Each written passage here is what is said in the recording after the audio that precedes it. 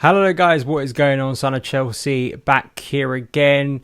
Glad to say I've been joined by Football.London's chief Chelsea correspondent, my colleague and good mate Adam Newson, to speak about transfers effectively. We are so close to transfer deadline day now. Adam, I don't take this as an insult, but I assume you look quite tired to me, and that kind of sums up, I think, a lot of Chelsea fans' feelings about this long transfer window.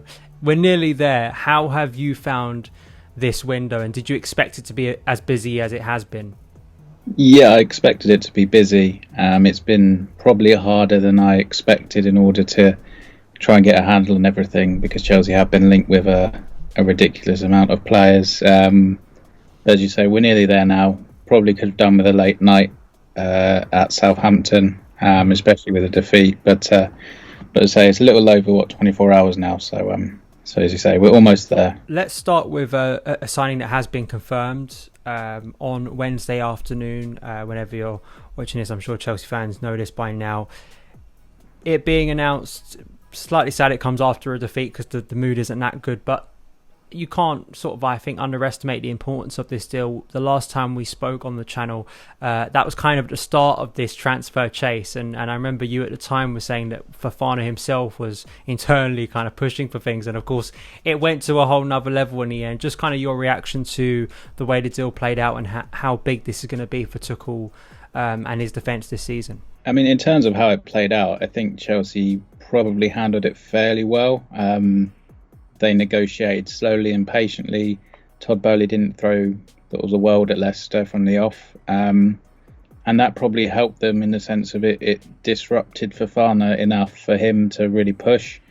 It made him not come in for training one day. That had the repercussions of him then training with the 21s at Leicester. And ultimately that sort of forced Leicester's hand, because they had a player who they weren't going to be able to play, who didn't want to be there.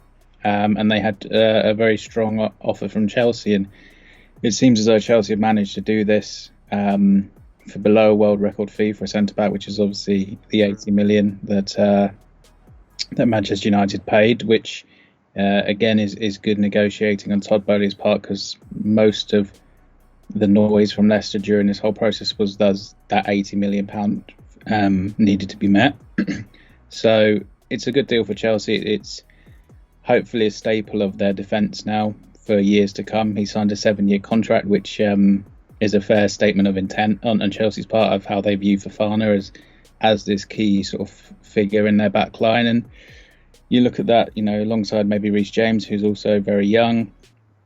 You've got pillars there that you can really build around in the years ahead. So it's a good deal for Chelsea. Yes, it's a lot of money, but it was always going to be. And the important thing now is Tuchel has what he wanted in defence, which is 2 defenders to replace Andreas Christensen and Antonio Rudiger.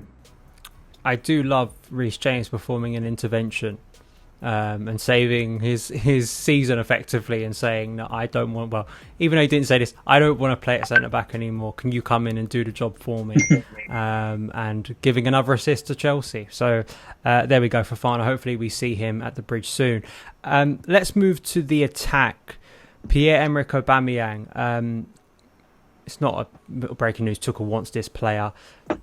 It's kind of at the time we're recording this, because it's kind of been unforeseen circumstances with some personal events that have gone on, horrible personal circumstances with Aubameyang, and it seems like Chelsea are maybe having second thoughts about this deal now, right?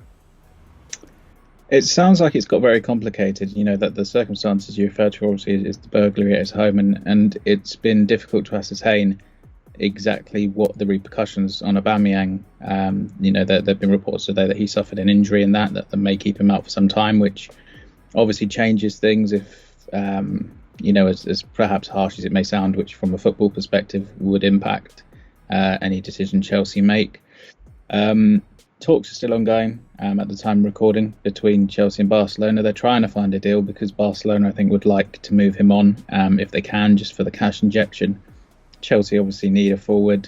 I don't think that's too harsh to say now, having watched the opening 5 games of this season. And Aubameyang is a guy Tuchel likes. Tuchel's worked with before and who's enjoyed his most productive football of his career under Thomas Tuchel. So there were a lot of boxes ticked in that respect. It's just going to be whether or not Chelsea and Barcelona could come to agreement before the 11 p.m. deadline, and there's some potential over a loan deal maybe now.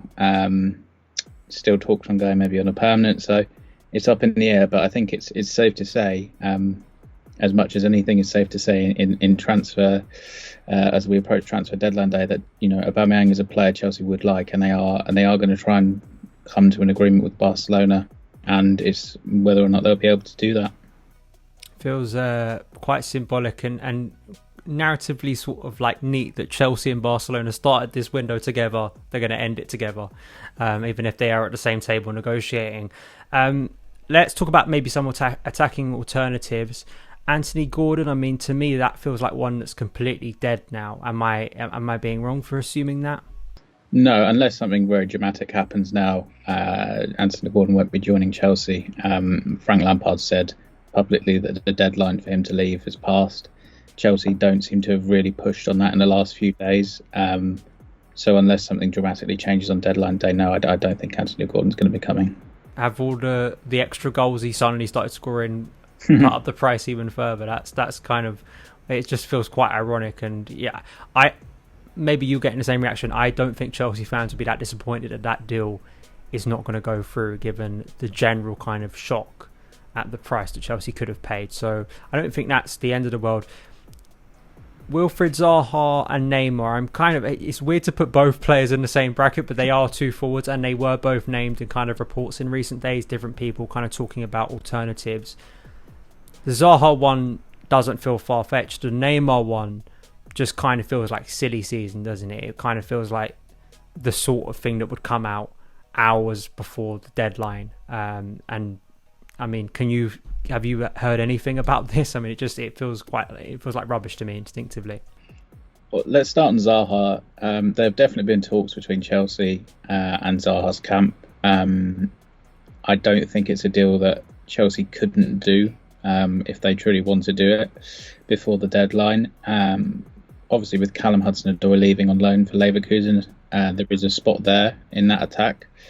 So Zaha might be a sensible option. Yes, he's 30, but he is proven in the Premier League. He seems to have really rounded out his game a lot more this season. And I don't think with only a year left on his contract, he would cost a huge fee. I think it's sort of been banded about that it'd be about 25 to 30 million. So you can maybe see that one happening. Neymar is not exactly a like-for-like deal. He would probably cost maybe 2-3 times what Zaha would. His wage demands would be on another level. Personally, I think it's so complicated to do that deal with PSG on the final day. I would be amazed if that happened. That being said, I've felt in the lead up to deadline day that something a bit mad may actually happen from Chelsea, whatever form that takes. Not quite sure just yet, but going into deadline day, I have felt that something very left field is going to happen. Could that be Neymar perhaps? Could it be something else? Could it be Cristiano Ronaldo all of a sudden? Who's to say? I mean, that's the thing with this, especially with this window. There have been so many sort of surprises and left field targets that I wouldn't want to rule anything out too hard at this stage. But as I said, I think a deal for Neymar would be incredibly difficult to get done in a 24-hour spell. But who knows? Todd Boehly may want the challenge. There are still some outgoings to be sorted as well. Billy Gilmour looks like it could be a permanent deal to Brighton.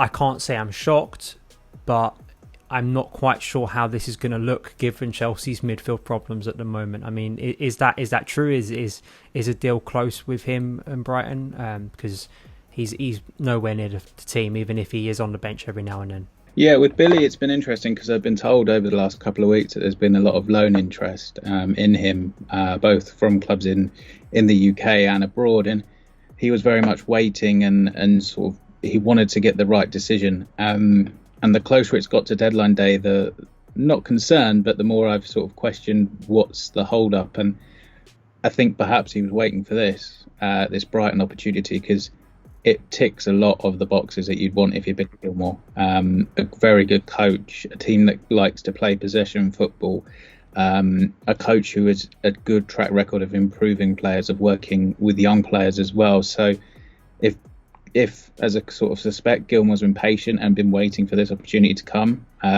he's played the right game. As I say, there is genuine interest on Brighton's part. It's a deal that they will have to do permanently, as you say, because they've already got Levi Colwill on loan from Chelsea.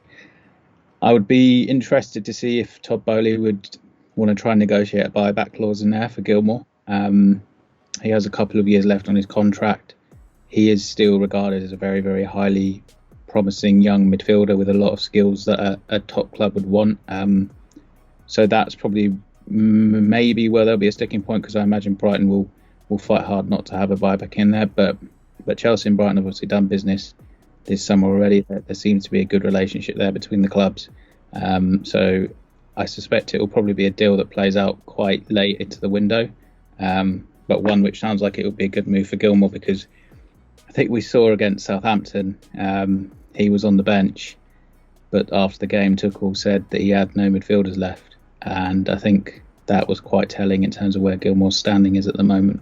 There was also the 20 million Carney Chukwuemeka, who Chelsea bought, and Tuchel said was the sixth option before the game. But again, different conversation.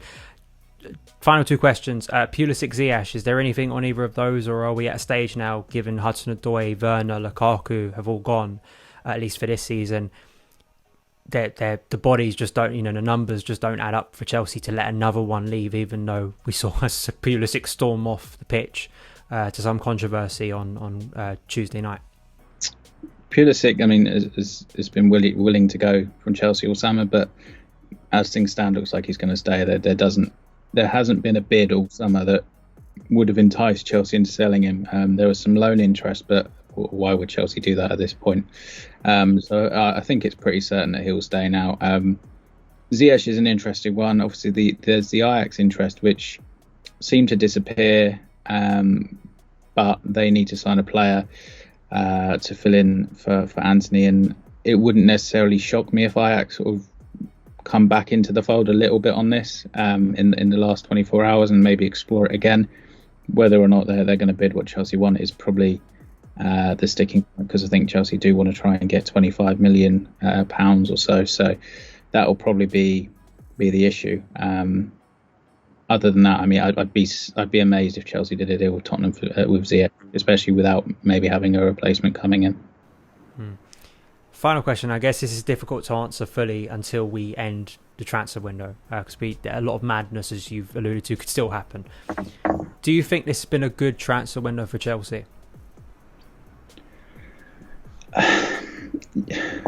Yes and no, and that is me sitting on the fence, I suppose. But I think the players that have been signed are very good players. There's no real doubt about Sterling's quality, about Koulibaly's quality, about the upsides of signing players like Marc Cucurella and obviously Wesley Fofana now, and you can even throw in Carney Chukwuemeka, as you say. There's a good mix of established quality, of quality for the here and now, but also for the future. I guess the issue, I would say, is more the process of how we've got to most of these deals is maybe making me feel it's not been an amazing window, because there has been a lot of chaos. There have been too many names, too many players linked, too many players sounded out. It has become chaotic, and it's difficult to see Chelsea working to a clear plan at this point beyond trying to give Tuchel what he would like. And I think that's probably my issue. And it sounds a little bit trite, I suppose, but I think the most important piece of transfer business, so to speak, that Poli will do will actually come after the transfer window, when they want to get a director of football in, because that will be crucial to how Chelsea progress under the Poli era, because you need that clear vision to work towards. So yeah, it's been a good window in terms of who's finally arrived, but not a great window in terms of the process of getting there.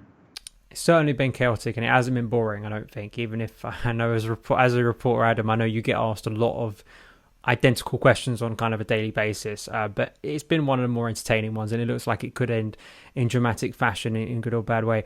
Adam, thank you so much for joining me. I know obviously very busy at the moment with the end of the transfer window. Everyone should know where to find you. But if for some reason they don't, or they need reminding, where can people find your great work online? Just at Adam Newson across all the various social platforms that will come up. Perfect. Thank you guys so much for watching today's video. Deadline day tomorrow. I'm going to be on Football.London writing about whatever Chelsea do and reflecting on the transfer window, and as well on this channel. Please hit that subscribe button, notification bell, and the like button so more people can find the channel. Follow me on Twitter at SonOfChelsea, and I'll see you again very soon. All the best.